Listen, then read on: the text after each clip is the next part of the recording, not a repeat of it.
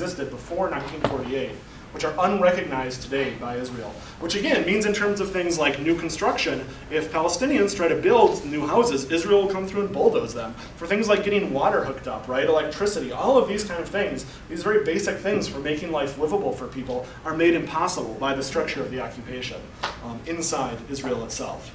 In 2011, a law was passed prohibiting commemoration of the Nakba, the disaster, the catastrophe that befell the Palestinians in 1948, when hundreds of thousands were made refugees. In Israel, it is illegal to commemorate the Nakba. So the laws itself, you know, the political class in Israel, the ruling political parties are deeply racist and are open about their racism towards Palestinians. The laws themselves discriminate against Palestinians, and yet we're told that, that Palestinians in Israel's lives are to be celebrated.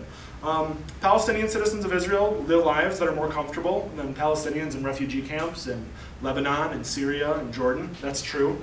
But they do not lead lives that match the standards of human rights. And they do not lead lives that supporters of Israel would ever choose to lead. And that's the key point. Okay, so that's the situation that Palestinians currently face, Palestinians in Palestine itself at this point. Why should Americans, and that's a situation that I think any person with a moral conscience should be outraged about. That's a situation that's intolerable if we're going to live in a world of human respect and human dignity. Americans, however, have special reason to care because our country is the main backer of Israel on the world stage and has been for about 50 years now. The U.S. gives Israel $3.7 billion every year in military aid alone, and that number goes up every single year. That's $10.2 million per day given to Israel. By contrast, it gives about $9 billion per year to all of sub-Saharan Africa, which is an area that contains 800 million people and has some of the most dire humanitarian needs in the world.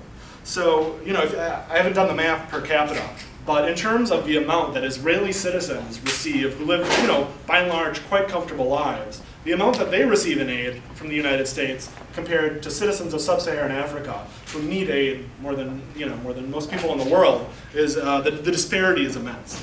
The U.S. is also Israel's bulldog in the United Nations. So if you look at votes around Palestine in the United Nations, it's like 180 to 2. Or 180 to 3, because sometimes the Maldives or the Mauritian Islands are very small island nations that are basically entirely dependent on trade with the United States, sometimes vote with the U.S. The other two votes are the U.S. and Israel. They're the ones that vote against every condemnation of Palestine. And the U.S., since it has a permanent seat on the Security Council of the United Nations, is able to block all kinds of UN action that would help the Palestinians. The question here is why? Why does the U.S. do this? Why is the U.S. on the side of injustice so strongly in Palestine? Well, you know, I mean, on one level, that's not a hard question. The U.S. is on the side of injustice in a lot of places, in Iraq, you know, throughout the Middle East. But I think there are deeper reasons that are actually connected to the U.S. interests in Iraq for why the United States supports Israel. And to understand this, it's worth going back some ways in Israel's history, all the way back to Theodor Herzl, the founder of modern Zionism, the movement to establish a Jewish state. And Herzl was very clear about his project, which was to establish a European outpost, an outpost of Europeans in the Middle East that could act as a gateway and as a guard keeper for Europe. When Herzl went from kind of state to state, he went to Germany, he went to England, to Russia, to all the great states of Europe around 1900. And he promised them, if you support Zionist colonization in Palestine, I'll be an ally for you and I'll help you control the region, right? I'll help you keep control over it because you'll have an outpost of loyal allies there. And this kind of conception of Israel's role, that the way Zionism would work is to be an adjunct to the great imperial powers, has continued throughout Israel's entire history. So in 1952, Haaretz, the main Israeli newspaper, like the Israeli version of the New York Times, said this, and this was during the crisis in Iran, when the president of Iran, Mossadegh, was nationalizing Anglo-American oil and was not doing what the United States wanted and causing a lot of chaos in the U.S. as people said, well, you know, we can't talk to this guy. What are we going to do? Israel said, don't worry. He said, Haaretz said, strengthening Israel helps the Western powers maintain equilibrium and stability in the Middle East. Israel is to become the watchdog. There is no fear that Israel will undertake any aggressive policy towards the Arab states when this would explicitly contradict the wishes of the US and Britain. But if for any reason the Western powers should sometimes prefer to close their eyes, Israel could be relied upon to punish one or several neighboring states whose discourtesy to the West went beyond the bounds of the permissible. Right, so at a time when Britain and the United States especially are panicking about what's happening in Iran, Israel says, don't worry, we have your back in the region. Continue to support us and we won't take any action you disagree with, and anytime you need to let us off the leash, we'll be ready to go.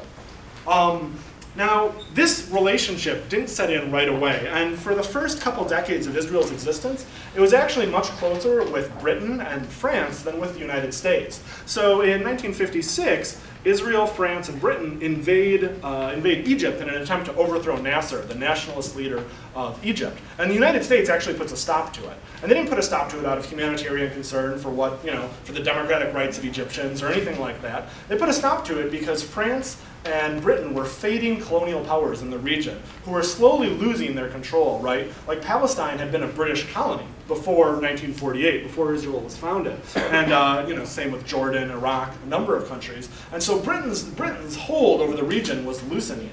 And this war represented an attempt by the old colonial powers to keep their foot in the door, right? To maintain control over the region. And America, as the new kid on the block, the new kid in the region, who was saying, this is going to be our playground now, said, no, you put a stop to this right now. And they did. Israel and the other countries withdrew. So the US actually, for the first few decades, wasn't particularly enthused about Israel's actions in the region, particularly because of its close ties to Britain, who the US was jockeying for influence with. All of this changes after 1967. In the 1967 war, Israel massively defeats the Arab armies, Syria and Egypt. It's often portrayed by supporters of Israel as if this were a terrible, unequal battle in which this tiny country were facing against its giant neighbors. But if you read American CIA notes from the period, the guesses in the CIA were not whether Israel would win, it was whether Israel would win in 1 day or 10 days. It turned out to be 7, somewhere right in the middle. But no one in the American state apparatus thought that there was any chance whatsoever that Israel would lose. So that, the narrative of plucky little Israel against the big neighbors hardly holds up. But after Israel showed that it could defeat the Arab nationalist regimes and inflict a real blow on their credibility, a lot of Nasser's credibility as an Arab nationalist leader came from his ability to say, I stood up to Israel. And after Israel humiliated him in the war and crushed Egypt's military, it was a massive blow to Nasser, and it was the beginning of the end of Nasserism. After 1967, US aid for Israel increases exponentially. So in 1967, the US gave $13 million to Israel. By 1972, they were giving $600 million. So after Israel demonstrated its utility, the United States really started paying attention and saying, this is a good investment for us. This is something we want to pay attention to. American politicians were very open that this is what's happening. So Senator Henry Jackson, who was a Democratic senator from Washington, and who was called the senator for Boeing because Boeing was a defense contractor in Washington, and he did his best to make sure Boeing got all the money they could by promoting the military. He said that Israel and Iran, and just remember, Iran at this point was still ruled by the Shah after Mossadegh had been overthrown. So Iran was a US ally at this point. He said, Israel and Iran have served to inhibit and contain those irresponsible and radical elements in certain Arab states, who, were they free to do so, would pose a grave threat indeed to our principal sources of petroleum in the Persian Gulf. So here you have an American politician, a very powerful American politician, closely linked to the military, spelling out exactly why the United States supports Israel. We want to control the oil in the Middle East, and supporting Israel is a very good way to do that. Now, since this time, since the early 70s, when American support for Israel took off, Israel has been a loyal lieutenant to the United States in its effort to maintain a global empire. So in the 1960s and 1970s, when dictatorships, US-backed dictatorships, were established across South America and Latin America, places like Chile, Argentina, regimes of torturers, thousands of people disappeared for resisting the regimes.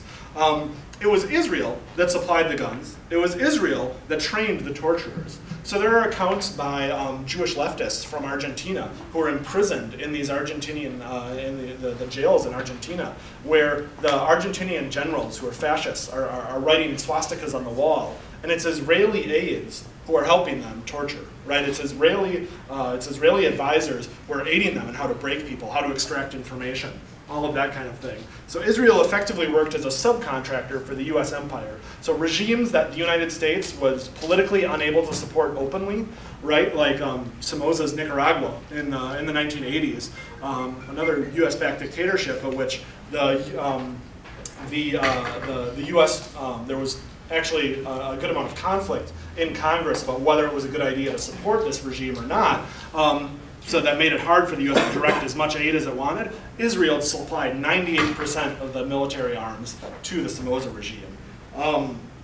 And today, Israel still plays this role, although I think it has to be said that this role has been complicated by the rise of other regional powers like Turkey and Iran that the US is trying to figure out how to negotiate. And so I think the recent nuclear treaty with Iran represents an attempt by the Obama administration to bring Iran more fully into the American camp. And Israel doesn't want that because Israel wants to be the only big player on the block, the only big player in the region, and they don't want anyone else having access, the kind of access that they do, and the kind of favored status. So that represents how US and Israeli interests can come into conflict, right? Because the US doesn't care who the biggest player in the Middle East is. As long as they're willing to do what the United States says, the US is happy. And so if Iran is willing to play ball, the US is perfectly happy to play ball. And I think that's at the root of a lot of the recent conflicts.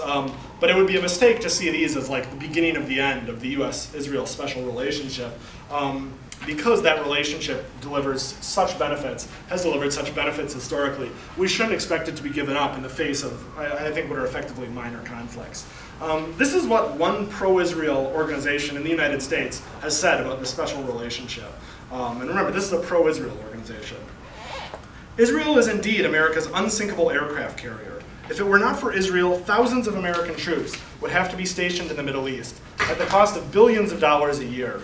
In contrast to the unreliable friendship of the Muslim countries, the friendship and support of Israel are unshakable because they are based on shared values, love of peace and democracy, blah, blah, blah. What a comfort for our country to have a stalwart and completely reliable Israel in its corner, especially at a time in this strategic area, turmoil, upheaval, and revolution are the order of the day. So this was written since the Arab Spring, which again serve as a confirmation of the importance of the watchdog role that Israel plays. So before 2011, Egypt was a reliable American ally, and it was actually one of the biggest recipients of American military aid after Israel. Well, Egypt was ruled by a dictator, Hosni Mubarak, who was overthrown in a popular revolution.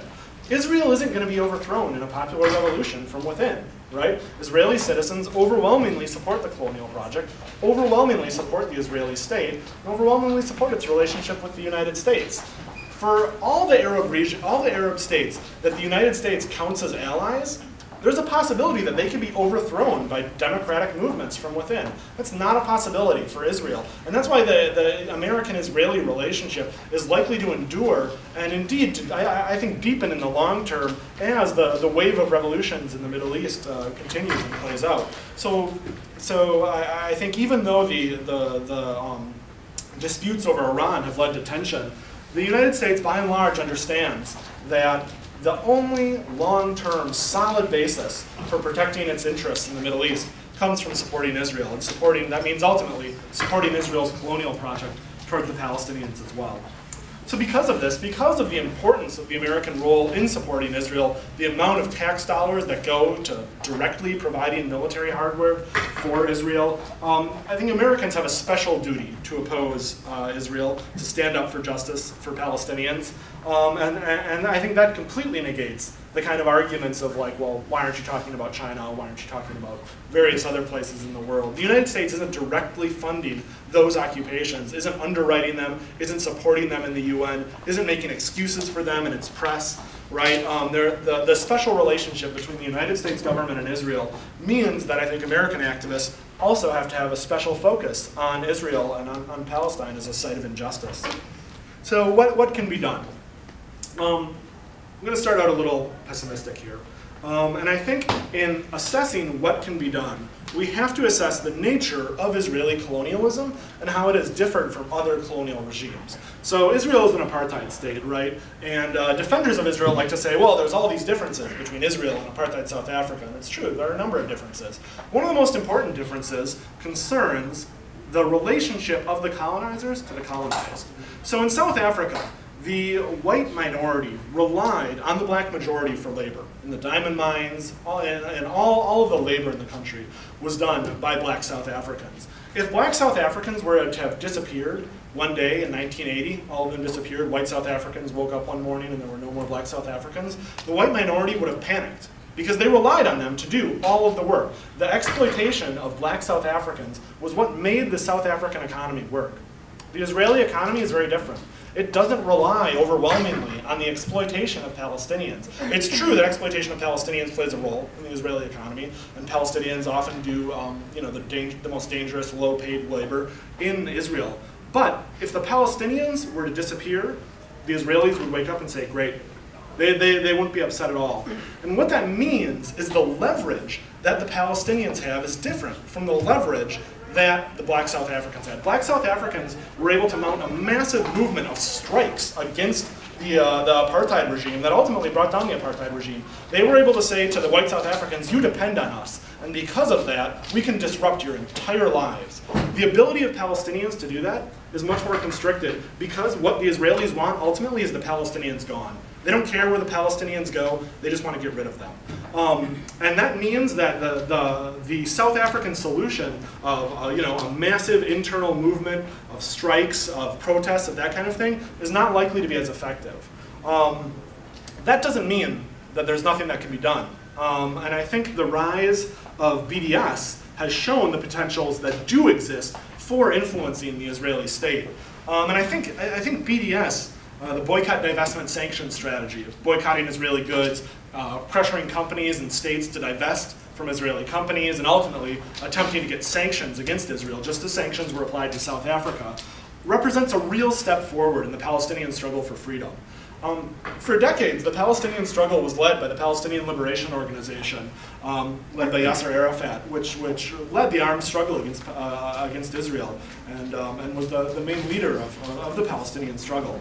The PLO had a particular strategy that was not oriented towards international solidarity in nearly the same way that the BDS movement was. So the PLO would accept massive amounts of money from various Arab states like Iraq in the 1970s and 1980s. And this essentially allowed people like Saddam Hussein to pose as supporters of the Palestinians.